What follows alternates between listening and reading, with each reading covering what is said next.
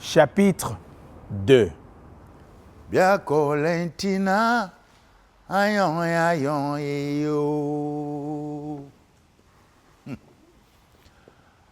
Voici une drôle d'histoire.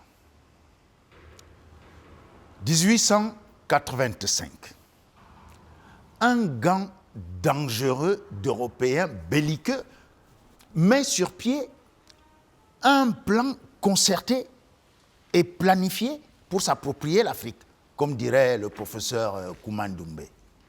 Ils savent, eux, que celui qui contrôle l'Afrique assure son avenir. Ce continent est tellement riche. À ce festin où les Européens se partagent le fameux gâteau Afrique, il n'y a évidemment aucun Africain convié, vous pensez bien. Pendant ce temps, les Africains, ils sont tranquilles chez eux. Ils ne sont au courant de rien. Ils sont là, peinards, chacun dans son chacun, comme on dirait chez les Ivoiriens, quand tout d'un coup, les Européens leur tombent dessus. Le fameux gâteau Afrique vole en éclats, plein de petits morceaux. Les plus cupides, les plus avides récupèrent plusieurs parts. Dans la panique, la Bismarck et l'Allemagne, qui avaient pourtant organisé ce festin à Berlin, arrivent en retard et récupèrent 3 parts. Le Togo, la Namibie et le Cameroun, avec K, s'il vous plaît.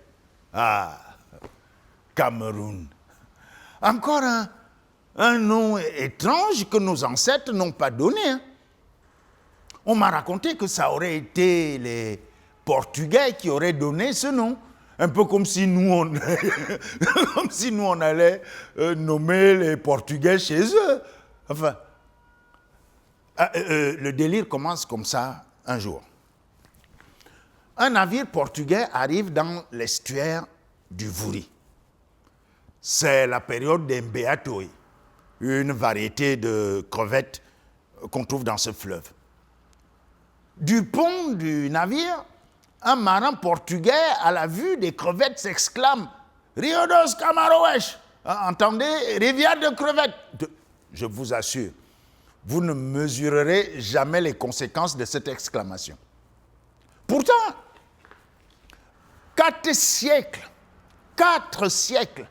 avant Jésus-Christ himself, un autre navigateur carthaginois, celui-là, un Africain quoi, serait passé par là.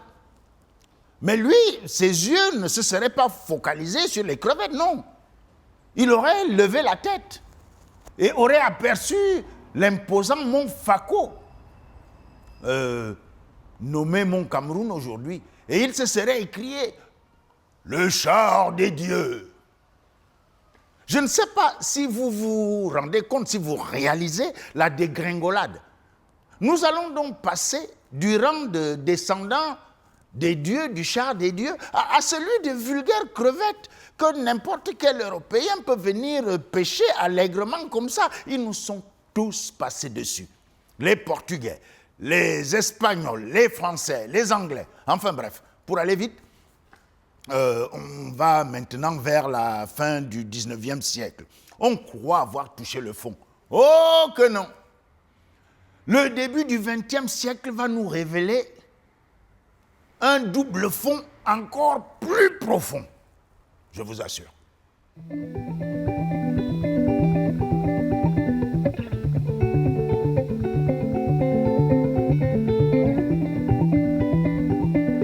Rendez-vous au prochain épisode.